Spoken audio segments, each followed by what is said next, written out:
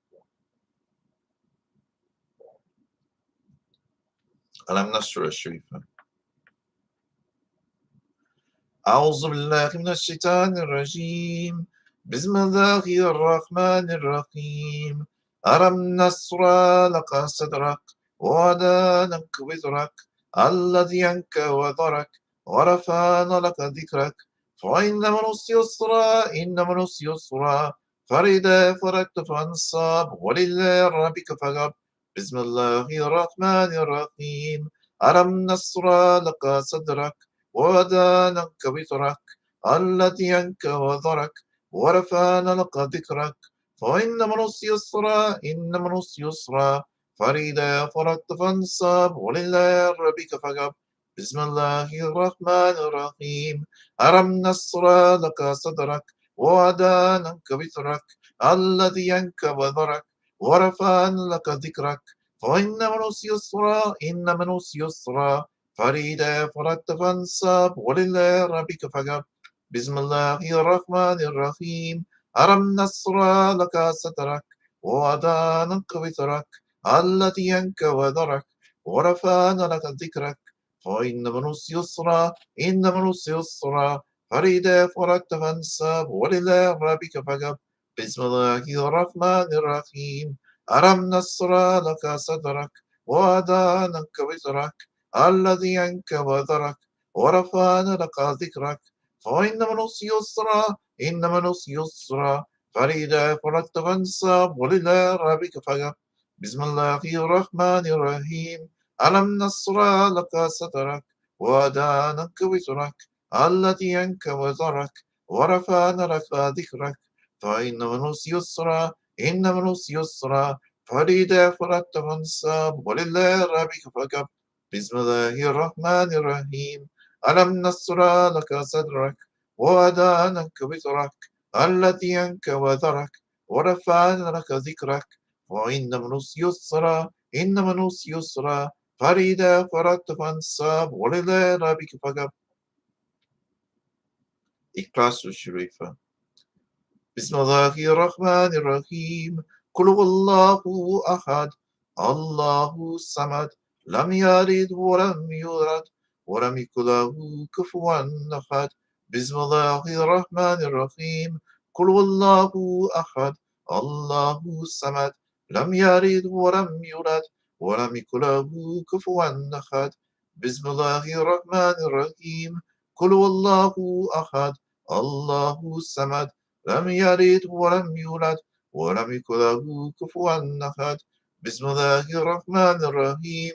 قل هو الله أحد الله الصمد لم يلد ولم يولد ولم يكن له كفوا أحد. بسم الله الرحمن الرحيم. قل هو الله أحد الله الصمد لم يلد ولم يولد ولم يكن له كفوا أحد. بسم الله الرحمن الرحيم. قل هو الله أحد الله الصمد لم يلد ولم يولد ولم يكن له كفوا أحد. بسم الله الرحمن الرحيم. قل هو الله أحد الله الصمد لم يلد ولم يولد ولم يكن له كفوا أحد. بسم الله الرحمن الرحيم. قل هو الله أحد الله الصمد لم يلد ولم يولد ولم يكن له كفوا أحد.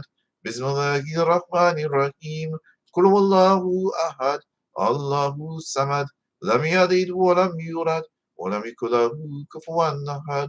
بسم الله الرحمن الرحيم. قل هو الله أحد الله الصمد لم يلد ولم يولد ولم يكن له كفوا أحد. بسم الله الرحمن الرحيم. قل هو الله أحد الله الصمد لم يلد ولم يولد ولم يكن له كفوا أحد. فاتحة الشريفة. أعوذ بالله من الشيطان الرجيم. بسم الله الرحمن الرحيم.